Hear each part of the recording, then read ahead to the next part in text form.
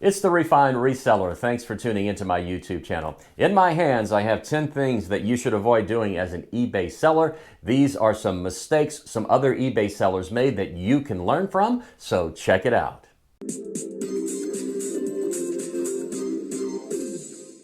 Sometimes it kind of amazes me how eBay sellers run their business, so I have some examples of what you should not do. So let's start with number one. I'm finding that many or most of my sales are across the country. I guess it's because eBay makes money off the shipping, which means your items are not selling as much closer to where you live as opposed to further away. Here's an example. If you sell a winter jacket and you live on the East Coast, it's most likely going to California. I don't know if they accommodate for this in their algorithms, but it's pretty clear things are not straightforward with them. So here's a seller who thinks that it's a conspiracy, that eBay will not allow you to sell items close to your home, and they want you to ship it as far as you possibly can, so the shipping cost will be more, and eBay will make more on the shipping cost. That is simply not true. It has to do with population density. And there are more people that live on the West Coast that live on the East Coast or in the central part of the United States. I can tell you right now, I live in the South, and I bet you 20%, maybe 25% of everything I sell goes west to California. Again, it's simply because more people live out west. Here's number two. I am a new eBay seller and I'm looking for some insights. As I grow and learn the craft, I've started to realize that eBay fees are too high. This is mostly a side hustle for me right now, but I plan to take it up a notch this year. I use Facebook, eBay, Mercari. Mainly, that's all I use right now. I have found that eBay's fees are the highest by far. Why is the selling fee taken from the item total and the shipping cost? Well, I got bad news for you. It's also taken from the taxes that the buyer pays. You don't even know that. Am I misunderstanding this? On Facebook, for example, you get the fee taken from the item cost only. Shipping is separate. This leads to significantly less fees. I am charged so little fees with Facebook that I barely even notice them. Even more so, starting a new business page on Facebook Marketplace allows a seller no selling fees through June of this year. Well, look, if you're going to complain this much, just don't sell on eBay. Just continue selling on Facebook Marketplace and be scammed more than you will ever be scammed on eBay. Sell something, go meet them and pick it up somewhere and have them not show up. It happens all the time. If you don't want to pay these fees on eBay, which you're not out of line, then just get over it and don't sell on eBay. Continue to sell on Facebook. Here's number three. The amount of flippers in my area has seemed to skyrocket lately. I went into one of my favorite thrifts today and saw 15 resellers using their Google Lens. The group of flippers was talking about how this thrift has raised prices over the past few months. Do they think the thrift stores don't notice what they are buying and why after blatantly using their devices? I have always hidden in a corner to check something if I was unsure. Well, you can hide if you want to. It doesn't really matter. Thrift stores are not stupid. They know that people go in there and buy stuff to resell. I mean, I go to garage sales and I will sit there right in front of the garage, the person who's having the garage sale, and I'll scan the item and I'll look at it. I'm not worried about it. It doesn't make a difference. It never has. I don't think it does. So what's supposed to happen? You're in a thrift store, you scan something, you see what it's sold for in completed listings, you decide to buy it, you go to the clerk. The clerk saw that you were looking it up. What are they supposed to do? Raise the price before they sell it to you? That's not going to happen. Thrift store prices are going up and up and up. It's because I think they are, they're very greedy. They get their stuff for free, but Goodwill is just a greedy company that makes millions of dollars. You think that they are a nonprofit organization. They're really not. So if they're raising their prices, it's not because people are going in there and buying stuff to resell.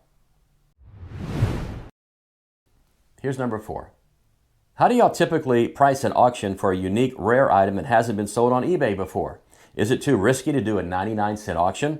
I don't want to scare away potential buyers by starting the price too high. Well, first of all, if you start an auction at 99 cents and you only have one bidder, you're going to have to sell that item for 99 cents. So if you have a $100 item, you could lose out. What you need to do is you need to start the auction at the absolute lowest price you are willing to sell that item for. That is my advice. This question also contains this. They're talking about a rare item that hasn't been sold on eBay before. There are hardly any items that have never been sold on eBay before. You may think it hasn't, but when you look up completed listings on eBay, it only goes back 90 days, and that item that you have that you think is rare, unusual, and unique, it's probably been sold on eBay before. Here's number 5. Anyone have a suggestion for a good camera app? I have a big pop-up photo booth that is great, but pictures always come out sort of dark. Here's my advice. No matter how much money you spend on lighting kits, photo boxes, ring lights. Let me talk to you about ring lights. I spent $100 on a ring light. It's not only one of the worst lighting products I have ever bought, it's one of the worst products I have ever bought. The stand is very flimsy. If you don't have it positioned just right, it's going to fall over, it's going to come apart, and whenever you take a picture of something, if it has any type of reflection, you're going to see that ring in the reflection. My advice, never invest in a ring light. They are not worth it. And again, no matter how much money you spend, and I see people spending $200, $300, $400 on all these lights, these lighting kits, you cannot get the picture to pop as you want it to. The best thing to do is run it through a photo app. I use PhotoFuze, F-O-T-O-F-U-Z-E, and let me show you what I'm talking about. Here's a picture of an item that I took with my regular lighting stuff. I put it through PhotoFuze, so this is before and after. Check it out. Here's another picture. This is a pair of shoes. As you can see, this is the before picture and this is the after picture. There is a big difference in these pictures. And the PhotoFuze app is free. You can do it on your computer. You can also do it on your phone. So check it out. Again, it is F-O-T-O-F-U-Z-E. Here's question number 6. I would like to know if promoting your items is worth the fee. Does it actually help you sell your item faster? Well, I have been selling on eBay for 24 years. I have experimented with promoted listings. And the truth is, I have never really seen a direct correlation between promoting my items at any percentage and having a huge increase in sales. It just has not happened for me. If you want to do it, go ahead and do it. As a seller, I feel that I pay a large enough fee without having to pay an additional promoted fee to sell my items. I do not do it. You can experiment with it if you'd like. If you do, best of luck. Here's question number 7. How do you have an item with 10 watchers that doesn't sell? Just because watchers are watching your item doesn't mean it's going to sell.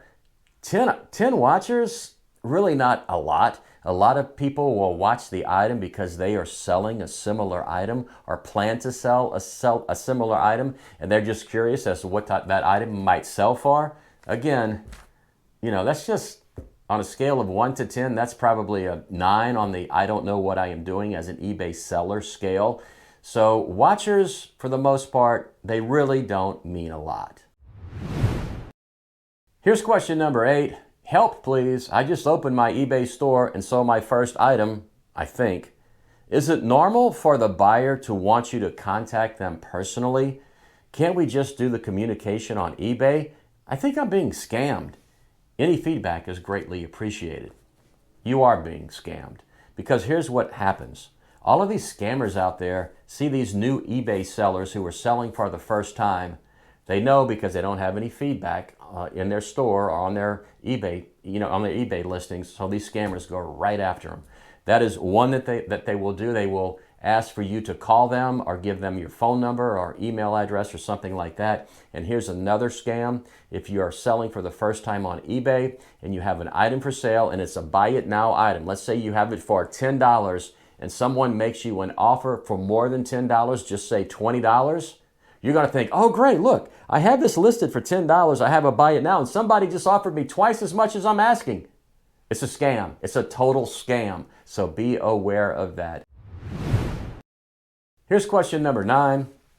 Question for my lovely resellers. Do you think it's tacky to ship items in unused, brand new Depends undergarments? I see packages and packages of these at Goodwill, and I think they would be great packing material. Does anyone in this group do this? Thanks for your insight and advance. Yeah, go ahead. Ship all of your items in Depends undergarments. That's very tasteless. That is something that I would never do. I just think it's a crazy idea, and I just thought I would point that out for grins and for giggles and to get a good laugh of it. So go ahead, ship your items in brand new Depends undergarments. And here's the last one. Hello, is someone willing to share with me a note or something that they include when they ship out a product to a customer?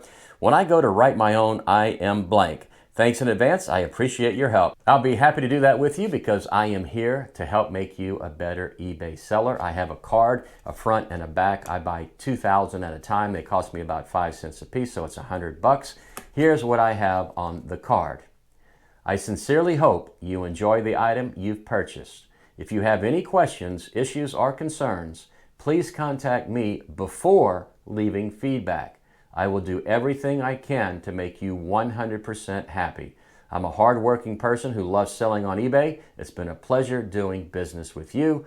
On the other side, I have my eBay store, which is definitely a maybe. So take my advice, use this. I think because I put it in my packaging, maybe somebody thought about leaving negative feedback. They saw this and they contacted me, and I was able to work it out before that negative feedback was left. So 10 things that I hope will help you make you a better seller on eBay. I hope you learned something from watching this video. If you did, please take the time to like it, subscribe to my channel, and click the notification bell so you'll be notified when I post a new video. This is the Refined Reseller saying, as always, do like me. Buy low, sell high, good sourcing, good selling, and I'll see you next time.